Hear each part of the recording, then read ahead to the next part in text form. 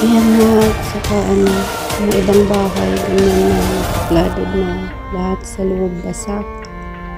Sobrang ulan ngayon. Ito ng pinakamalakas na ulan na nakita ko dito sa Dubai, sa ilang taon ko dito. Sobrang ulan. So, ayan, lahat ng ano dito, baha, puro baha. Sa airport, nakita ko sa news sa airport, dyan sa metro, puro baha, dati-dati, kahit umuwi. Hindi bumabaha na naman.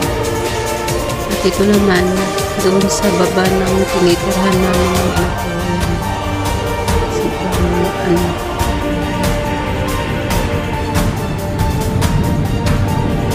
Kulang kasi yung ano dito, yung drainage.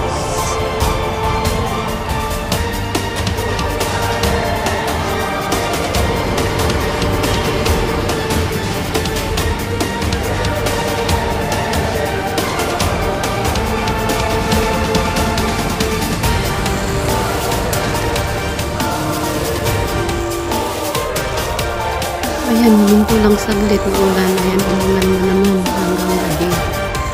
Nakakatakot. Ito lang talaga nakita ko na pinakalakas na ulan. Lakas ng ulan. Lindol. Ayan, takot na takot ako dyan sa ito. At ito na kinaumagahan ang nangyari. Sobrang ulan. Grabe ang ulan ngayon na nangyari. Lahat, walang pumasok ngayon, walang bus, walang taxi, walang metro. Sa sobrang baha. Grabe, as in. So, tayo mga kabayan, mag-ingat tayo lagi.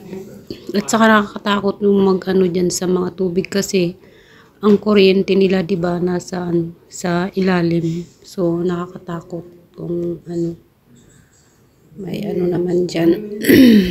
Na kuryente. Na iba na may nabalita na nga na ganun ang nangyari. Na kuryente.